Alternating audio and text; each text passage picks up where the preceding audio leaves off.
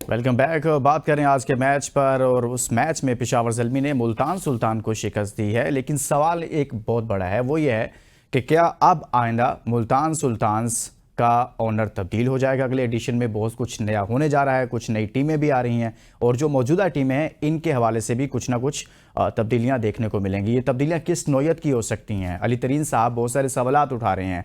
क्या वो दोबारा से मुल्तान सुल्तान को लेकर चलेंगे, या उसका कोई ऑनर चेंज हो जाएगा? क्या होने जा रहा है, इसको भी अभी इस प्रोग्राम के इस हिस्से में अपनी डिस्कशन का हिस्सा बनाते हैं। हसनैन लियाकत साहब हमारे साथ मौजूद हैं।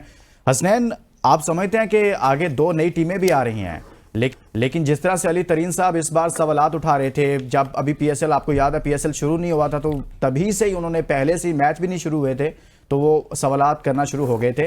तो क्या अब आइंदा आप समझते हैं कि मुल्तान सुल्तान्स अली तरीन साहब के पास ही रहेगी, या वो रखने में दिलचस्पी रखेंगे, या क्या होने जा रहा है आगे अब?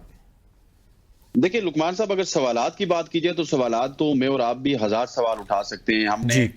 6-7 साल जब से पाकिस्तान सुपर लीग पाकिस्तान में आई है, हमने क्या कुछ किया है, कौन सा ऐसा नया वेन्यू है जो हमने तैयार किया, क्या हमने पेशावर के मैचेस पेशावर में करवाए। उसके अलावा अगर कोयटा की बात की जाए तो हम तो आपको नहीं कहते कि आप खुशदार में जाके, जियारत में जाके या पुशीन में जाके मैच करवाएं, लेकिन यार एटलीस्ट आपके पास कोयटा का एक कोयटा में स्टेडियम रेडी होना चाहिए था। कम से कम वो 3 से 4 गेम्स कोयटा ग्लैडिएटर वाले अपने होम ग्राउंड के सामने खेल लेते। फिर ब्रांडिंग के हवाले से आप जब कंपेयर करते हैं इसको अपनी पड़ोसी लीग के साथ, जिसके ऊपर हमने पाबंदियां लगाई हैं, उन्होंने खैर हमारे ऊपर पाबंदियां लगाई, उनकी ब्रांडिंग देख लीजिए। लेट्स सपोज अगर राजस्थान में मैच है तो आपको पूरे का पूरा ग्राउंड पिंक नजर आएगा, अगर मुंबई में मैच है तो आपको पूरे का पूरा ग्राउंड ब्लू नजर आएगा। इन्वायरमेंट एक दिया गया, और साथ में थोक के हिसाब से मैच नहीं दिए गए ना। अभी 11 मैचेस पिंडी में, 13 मैचेस लाहौर में भी देखिए, जिस दिन बाबर आजम का या फिर लाहौर का मैच नहीं होता तो स्टेडियम खाली होता है।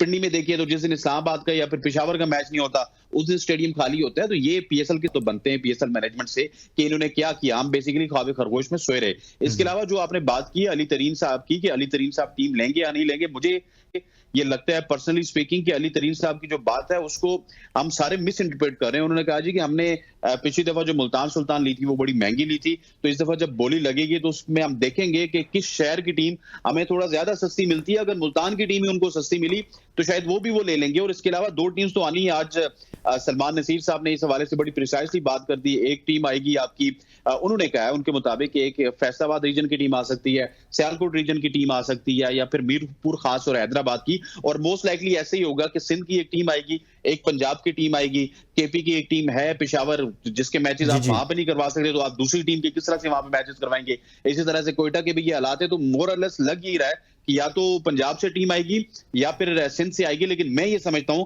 कि ये बहुत ही अच्छा होता, जिस तरह उस दिन शाकिर रबाई साहब ने स्टेट किया था कि हमें कोई एबटाबाद रीजन की अगर टीम मिल जाती तो वो बहुत ही अच्छा था, क्योंकि इस रीजन में क्रिकेट की सही। ग्रोथ बहुत ज्यादा है, क्रिकेट के फैंस बहुत ज्यादा हैं हजारा रीजन में, एबटाबाद रीजन में, या फिर जीबी की अगर आप टीम लेके आते तो वो बहुत अच्छा होता। लेकिन अनफॉर्चुनेटली हमने देखा है कि इस तरह की तरफ हम इतना नहीं सोचते हमारे पीसीबी वाले। वो देखेंगे फैसलाबाद को एक टीम दे देंगे या सियालकोट को दे देंगे, और एक आपकी टीम वो दे देंगे सिंध को, और उनका जो कोटा है वो आएंगे पूरा हसनैन हो लियाकत जाएगा। साहब, उधर भी आएंगे, आहिस्ता आहिस्ता आएंगे, आप फिक्र न करें। आपने उनकी आवाज़ उठाई है जीबी की और हज़ारा की, तो आएगा पाकिस्तान क्रिकेट बोर्ड उस तरफ भी। अल्लाह जी, हाफिज। आप बताइए अबू बकर बिन तलत, क्या मुल्तान सुल्तान्स को ही लेकर चलेंगे आइंदा एडिशन में अली तरीन साहब, या कुछ नया होने जा रहा है?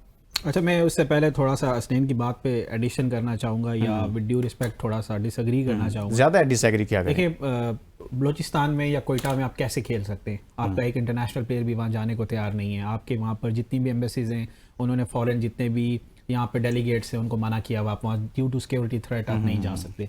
तो बलूचिस्तान में या कोयटा में मैच होने से जिस हसनैन बात कर रहे थे, पेशावर नहीं, वो सिक्योरिटी थ्रेट्स अबू बकर ना आपने ठीक करना है ना मैंने ठीक करना है। जिन लोगों ने ठीक करना है वो 6 साल से पीएसएल करवा रहे हैं ना। द नहीं, पॉइंट इज दैट कि नहीं, वो आपने पीसीबी ने भी नहीं ठीक नो कर रहे एरिया हैं। बनाया हुआ, मुकाबले आप आईपीएल से कर रहे हैं। नहीं, वो पीसीबी ने भी नहीं ठीक करने, वो लोकल गवर्नमेंट है, आपकी फेडरल गवर्नमेंट है, उसका एरिया है। नहीं, वो वजीर पाकिस्तान दाखिला क्रिकेट बोर्ड साहब ने उस पर ठीक कुछ करना है नहीं जो कर सकता। चेयरमैन भी है ना। यार ओवरनाइट ये इस तरह के इश्यूज हैं, जो प्रॉक्सी वॉर्स वगैरह, वो ओवरनाइट शायद कोई ठीक नहीं कर सकता।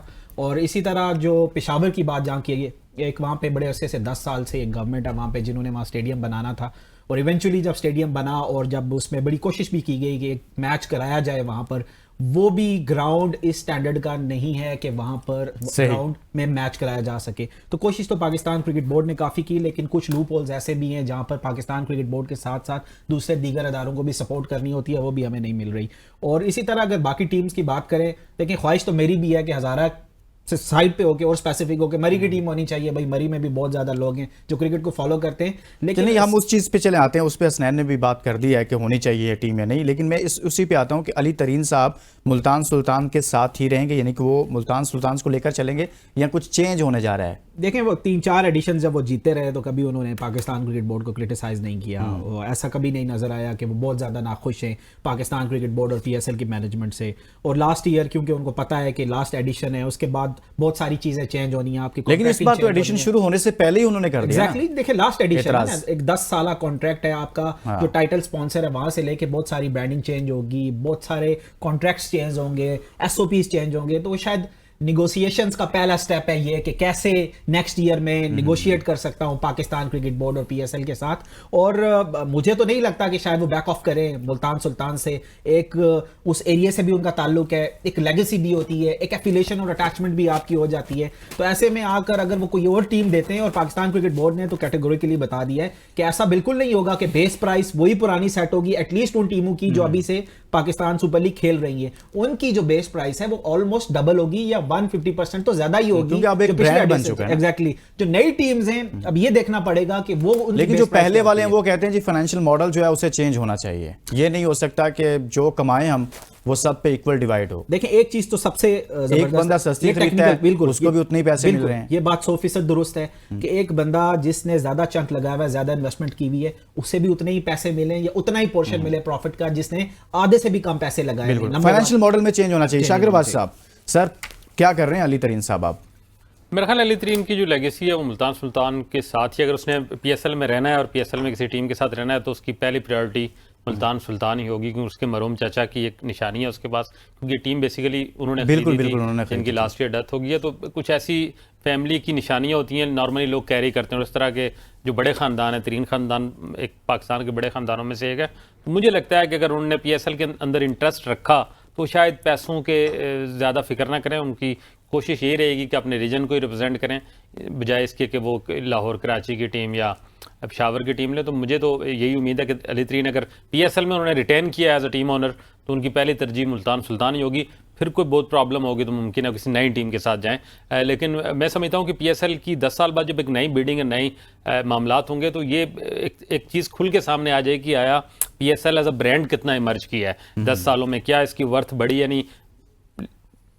अपेरेंटली लग यही रहा है कि वो जो इंटरेस्ट था पीएसएल के अंदर वो कम हुआ है। लेकिन मुझे लगा इस एडिशन में इससे थोड़ा सा तासुर शायद नेशनल टीम की परफॉर्मेंस का भी कुछ फर्क पड़ा है। लेकिन मैं समझता हूं कि जिस तरह फैंस की एंगेजमेंट से आप कह सकते हैं कि फैंस की एंगेजमेंट उस तरह से नहीं रही है, जिस तरह की एक पॉपुलैरिटी ओनर्स को मिली है। ये लोग थे जैसे लाहौर वाले लोग हैं, अली तरीन की फैमिली ये वगैरह, ये लोग इवन जावेद अफरीदी, इनको लोग नहीं जानते थे। तो ये खुद एक ब्रांड बने। तो ये एक इंटरेस्ट पाकिस्तान में मालदार लोगों की कमी तो नहीं है, कारोबारी लोग हैं, ये चीजें लेकिन कारोबार को भी तो फायदा हो रहा है। जाकिर साहब आप बताइए सर, पीएसएल का ग्राफ ऊपर को गया है या पीएसएल नीचे को जा रही है?